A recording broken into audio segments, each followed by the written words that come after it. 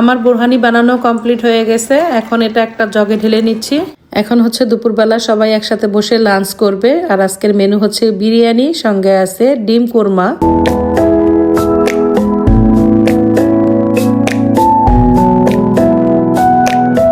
Hello guys, আসসালামু আলাইকুম। সবাই কেমন আছেন?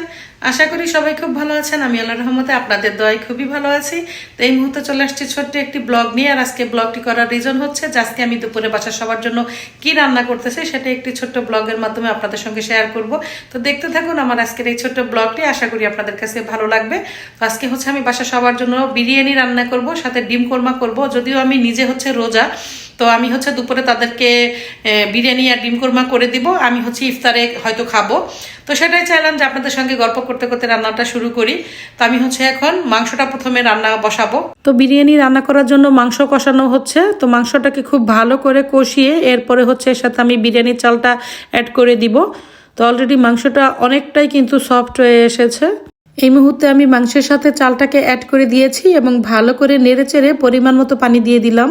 তো গাইস, আমার বিরিয়ানি রান্নাটা প্রায় শেষের দিকে। এখন এটাকে আবার একটু ভালো করে নেড়ে চেড়ে ঢাকনা দিয়ে ঢেকে 10 মিনিটের জন্য দমে রেখে দিব। তো ফিরে আসলাম 10 মিনিট পর। আজকের মতো বিরিয়ানি রান্না কিন্তু আমার কমপ্লিট হয়ে গেল। আর বিরিয়ানি দিয়ে খাওয়ার জন্য আমি হচ্ছে ডিম কোরমা করে নিয়েছি।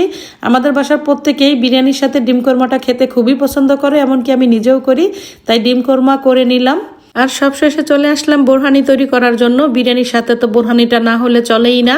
তো আমি বোরহানি তৈরি করার জন্য পুদিনা পাতা নিয়ে নিলাম, সস নিয়ে নিয়েছি, আর এখানে আছে একটা বোরহানি মশলা। তারপরে হচ্ছে এর সাথে আমি নিব টক দই, চিনি, সবকিছু দিয়ে বানাবো। তো প্রথমেই হচ্ছে আমি ধনিয়া পাতা, পুদিনা পাতা আর হচ্ছে কাঁচামরিচ নিয়ে নিলাম। এগুলো আমি একসাথে ব্লেন্ড করে তারপরে হচ্ছে সেকে নিব। তো গাইস, আমার বোরহানি বানানো কমপ্লিট হয়ে গেল। এখন এটাকে সেকে আমি হচ্ছে একটা জগের ভিতরে নিয়ে নিচ্ছি। তো আজকের মতো আমার রান্না কমপ্লিট। আর এইদিকে আমার হাজবেন্ডও সুপার মার্কেট থেকে চলে আসছে।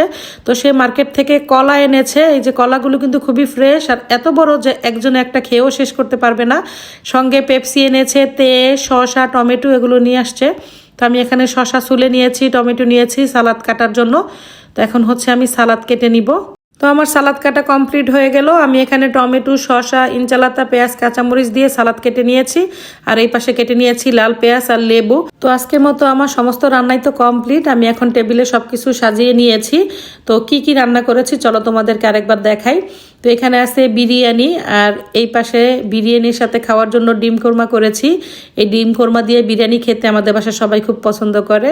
আর এখানে আছে সালাদ, সঙ্গে আছে লাল পেঁয়াজ, লেবু, আর বিরিয়ানির সাথে খাওয়ার জন্য আমি বোরহানি বানিয়েছি। আর আছে পেপসিতে।